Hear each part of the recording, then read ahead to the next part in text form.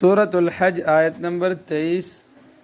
دوسری طرف جو لوگ ایمان لائے ہیں اور جنہوں نے نیک کام کیے ہیں، اللہ ان کو ایسی جنتوں میں داخل کرے گا جن کے نیچے سے نہریں بہتی ہوں گی، جہاں انہیں سونے کے کنگنوں اور موتیوں سے سجایا جائے گا، اور جہاں ان کا لباس ریشم ہوگا۔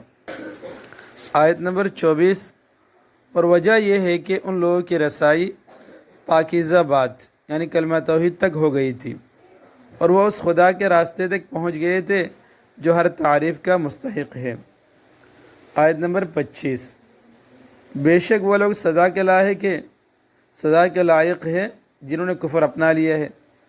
اور جو دوسروں کو اللہ کے راستے سے اور اس مسجد سے حرام سے روکتے ہیں جسے ہم نے لوگوں کے لیے ایسا بنایا ہے کہ اس میں وہاں کے باشندے اور باہر سے آنے والے سب برابر ہے، اور جو کوئی شخص اس میں ظلم کر کے ٹیڑھی راہ نکالے گا ہم اسے دردناک عذاب کا مزہ چکھائیں گے۔ اس آیت نمبر 25 کی تفسیر میں ہے، مسجد حرام اور اس کے آس پاس کے وہ مقامات جن میں حج کے افعال ادا ہوتے ہیں، مثلا صفا اور مروہ کے درمیان سعی کی جگہ، مینا، عرفات اور مزدلفہ کسی شخص کی ذاتی ملکیت نہیں ہے، بلکہ وہ دنیا بھر کے مسلمانوں کے لیے وقف عام ہے، اور ان کو عبادت کے لیے استعمال کرنے میں مقامی باشندے اور باہر سے آنے والے سب برابر ہیں۔ اسی آیت نمبر 25 کی تفسیر میں مزید ہے، ٹیڑھی راہ نکالنے سے مراد کفر و شرک، حرم کے حکام کی خلاف ورزی، بلکہ ہر قسم کا گناہ ہے۔ حرم میں جس طرح ہر نیکی کا ثواب بڑھ جاتا ہے، اسی طرح بعض صحابہ کرام رضی اللہ عنہم اجمعین سے منقول ہے کہ یہاں گناہوں کا وبال بھی دوسری جگہوں کے مقابلے میں زیادہ ہے۔ آیت نمبر 26۔ اور یاد کرو وہ وقت جب ہم نے ابراہیم کو اس گھر یعنی خانہ کعبہ کی جگہ بتا دی تھی، اور یہ ہدایت دی تھی کہ میرے ساتھ کسی کو شریک نہ ٹھہرانا، اور میرے گھر کو ان لوگوں کے لیے پاک رکھنا جو یہاں طواف کریں اور عبادت کے لیے کھڑے ہوں اور رکوع سجدے بجا لائیں۔ اس آیت نمبر 26 کی تفسیر میں ہے، جیسا کہ سورہ بقرہ میں گزر چکا ہے، بیت اللہ حضرت ابراہیم علیہ السلام سے پہلے تعمیر ہو کر منہدم ہو گیا تھا۔ اللہ تعالیٰ نے انہیں وہ جگہ بتائی جہاں بیت اللہ کو دوبارہ تعمیر کرنا منظور تھا۔ آیت نمبر 27۔ اور لوگوں میں حج کا اعلان کر دو، اللہ تعالیٰ ابراہیم علیہ السلام سے فرماتے ہیں، اور لوگوں میں حج کا اعلان کر دو کہ وہ تمہارے پاس پیدل آئیں اور دور دراز کے راستوں سے سفر کرنے والی ان اونٹنیوں پر سوار ہو کر آئیں جو لمبے سفر سے دبلی ہو گئی ہوں۔ آیت نمبر 28۔ تاکہ وہ ان فوائد کو آنکھوں سے دیکھیں جو ان کے لیے رکھے گئے ہیں، اور متعین دنوں میں ان چوپایوں پر اللہ کا نام لے جو اللہ نے انہیں عطا کیے ہیں۔ چنانچہ مسلمانوں ان جانوروں میں سے خود بھی کھاؤ اور تنگ دست محتاج کو بھی کھلاؤ۔ اسی آیت نمبر 28 کی تفسیر میں ہے، حج کے کاموں میں ایک اہم کام جانوروں کی قربانی ہے کہ ان پر اللہ تعالیٰ کا نام لے کر انہیں ذبح کیا جائے یا اس کی طرف اشارہ ہے۔ آیت نمبر 29۔ پھر حج کرنے والے لوگوں کو چاہیے کہ اپنا میل کچیل دور کریں اور اپنی منتیں پوری کریں اور اس بیت عتیق کا طواف کریں۔ اسی آیت نمبر 29 کی تفسیر میں ہے، حج کے دوران انسان احرام میں ہوتا ہے تو اس کے لیے بال کاٹنا اور ناخن تراشنا جائز نہیں رہتا۔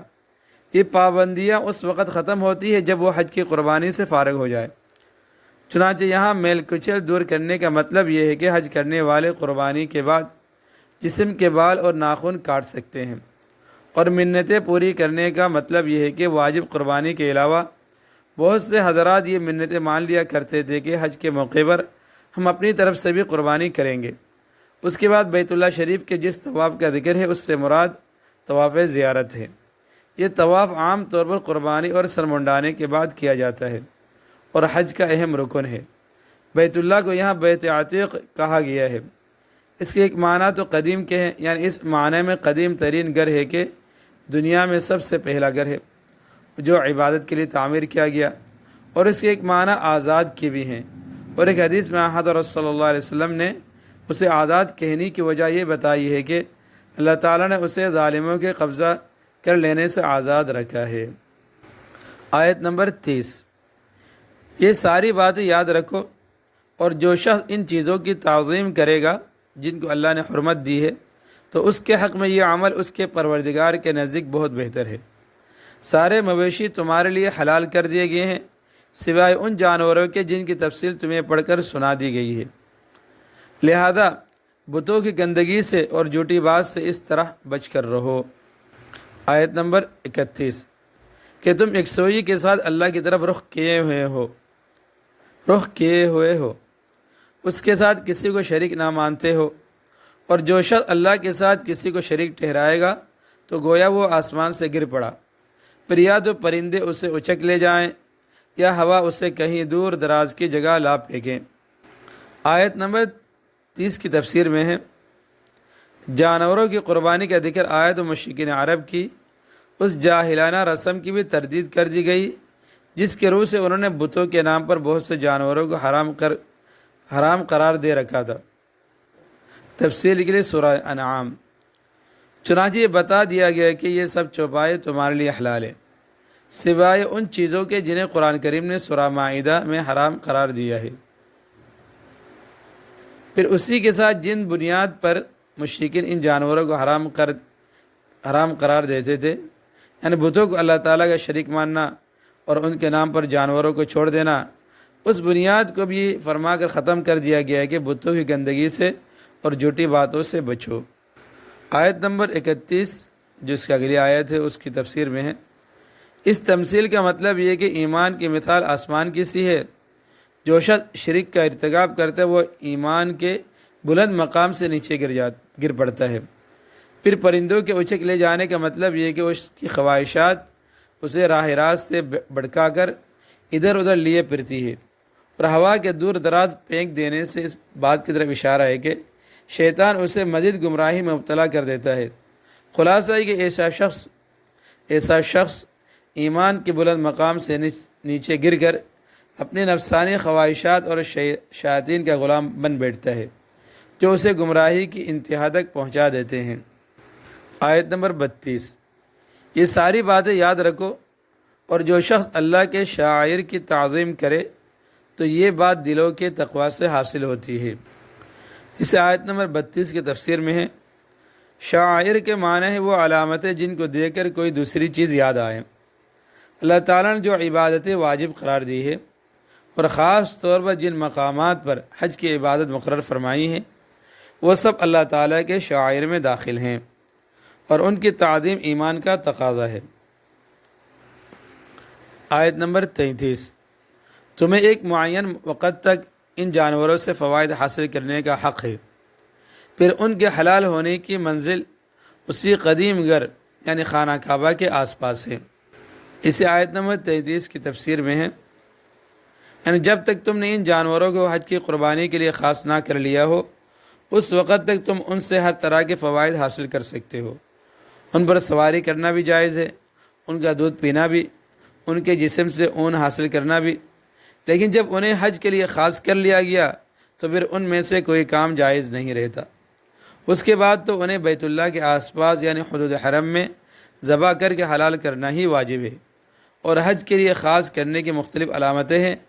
جن کی تفصیل فقہ کی کتابوں میں مذکور ہے۔ آیت نمبر 34، اللہ تعالیٰ فرماتے ہیں،